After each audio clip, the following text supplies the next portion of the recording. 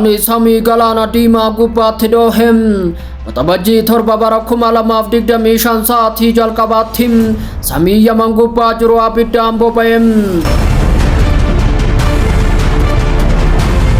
Israa'el haleellaa qilleensaa guddaa bakkeewwan ciccimoo Houtiin Houthi raasiisaa Saaliifii fi akkasumas buufata humna elektirikaa Ras Al-Khaatiib irratti xiyyeeffatte.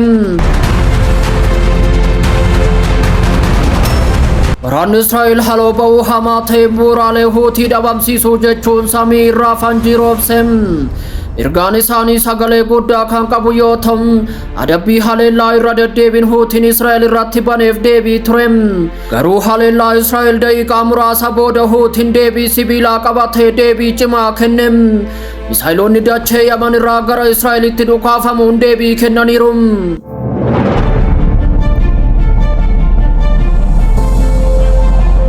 Addunyaa aangoo fi of tuulummaan qoodamte keessatti sagalee haaraa waamicha haqaa addunyaa irratti hirmaateera. Itoophiyaan immoo bomboleettii balaa qabu keessa tarkaanfatte.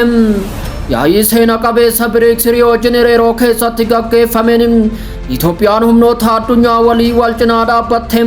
Haleellaa USA'n deeggaramu Iraan irratti raawwatame ija jabinaan balaaleffatte. Akka BRICS jedhutti haleellaan kun seera addunyaa kan cabse nagaa biyyootaa kan raase ta'uun himameera.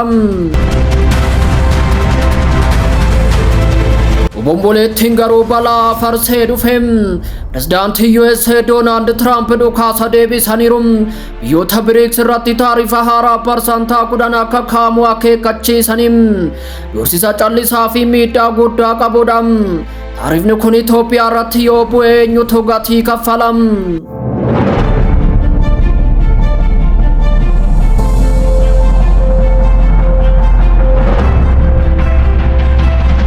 Waxabajjii torba bara 2025 sa'aatii jalqabaatti samii Yemen gubbaa jiru abiddaan boba'e.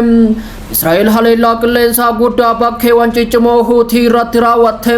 Houthi raasiisaa Saaliifii fi buufata humna elektirikaa Ras Al-Khaatiib irratti xiyyeeffatte. Waraanni Israa'el haloo ba'uu hamaa ta'een bu'uuraalee Houtii dhabamsiisuu jechuun samii irraa fanjii roobse. Ergaan isaanii sagalee guddaa kan qabu yoo ta'u adabbii haleellaa irra deddeebiin Houtiin Israa'el irratti baneef deebii ture. Garuu haleellaa Israa'el daqiiqaa muraasa booda Houtiin deebii sibiilaa qabatee deebi'ee boo'e. Misaayiloonni lama dachee Yemen irraa gara Israa'elitti dhukaafamaniiru. Houtiin akka balaqqeessa bomboleettii keessaa dhufeetti gonkumaa akkan jilbiifanne gonkumaa akka duubatti hin deebine agarsiisa. Houtiin lolaan kan jabaate sodaan kan irraafamnee fi kaayyoodhaan kan oofamuudha. Gololessa bara 2023 yeroo waraanni Gaazaa dhoo irraa eegale Houtiin bomboleettii misaayilaa fi dirooniin boqanne gara Israa'elitti furguugsuun sagalee diddaa Falastiin deeggaruuf dhaabbate. Daldala galaana diimaa laamshesse doonii akka gaalaksii liidar booji'e gara meeshaa to'annootti jijjiireera. Doonii Israa'el qofa osoo hin taane dooniiwwan Ameerikaa fi Biriteen rukutaniiru. Jalqaba bara kana haleellaa cimaa USA erga mudateen boodas ji'a caamsaa dhukaasa dhaabuu dadhabaan mallattaa'e.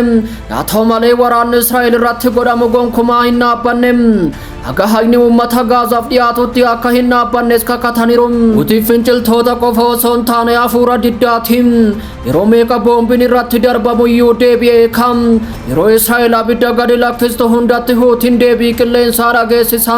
Misaayila Yemen irratti darbatamu hundaaf misaayila Israa'el irratti xiyyeeffateen deebii kenna. Isaan bomboleettii callisuu hin dandeenyedha. Galaanni diimaa fi galoon galaanaa Eden dirree waraanaa dooniiwwan itti gubatanii fi biyyoonni itti wallaban ta'aniiru.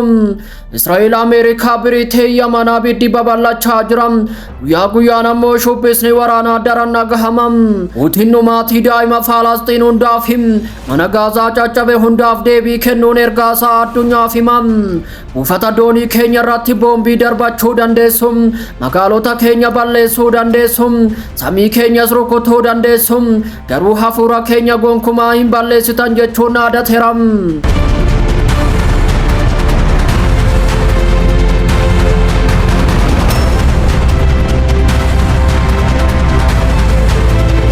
addunyaan gofii of tolummaan qoodamte keessatti sagalee haaraan waamicha haqaa addunyaa irratti hirmaateram. Itoophiyaan immoo bomboleettii balaa qabu keessa tarkaanfatte.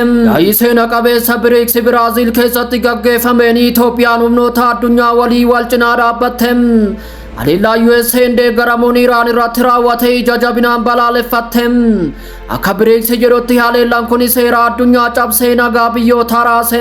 Bomboleettiin garuu balaa farsee dhufe. Pirezidaantii USA Doonaald Tiraamp dhukaasa deebisaniiru. Biyyoota BRICS irratti taarifa haaraa parsantaa 10 akka kaan akeekkachiisuun dursisa callisaa fi miidhaa guddaa qabu kennani. Taarifni kun Itoophiyaa irratti yoo bu'e eenyutu gatii kaffala kan jedhu gaafii kaasam. Namoota siyaasa osoo hin taane uummata idileetiin qonnaan bulaa gatii xaa'oo waliin rakkachaa jiru. Yeroo hojii argachuuf qabsaa'aa jiru. Haadha daabboo bitachuuf rakkachaa jirtu irratti halkan tokkoon dachaa lamaan dabalam. Itoophiyaan meeshaalee miliyoonaan lakkaa'aman USA fi dhiyeessitoota addunyaa sirna warra dhiyaatiin hidhaman irraa galchiti. Taarifni parsantaan tokko madaallii diinagdee ishee dadhabaa ta'e raasuu mala. Haa ta'u malee muummichi ministeeraa daandii haaraatti amanu.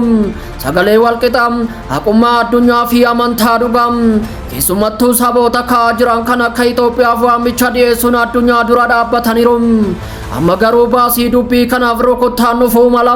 Tiraamp doorsisa isaa dhugaa yoo godhe Itoophiyaan adabbii fudhachuuf dirqamti. Taarifni parsantaan 10 xiqqaa fakkaachuu mala. Garuu jummoolee daldalaa keessatti cuufamuun diinagdee ukkaamsuu mala.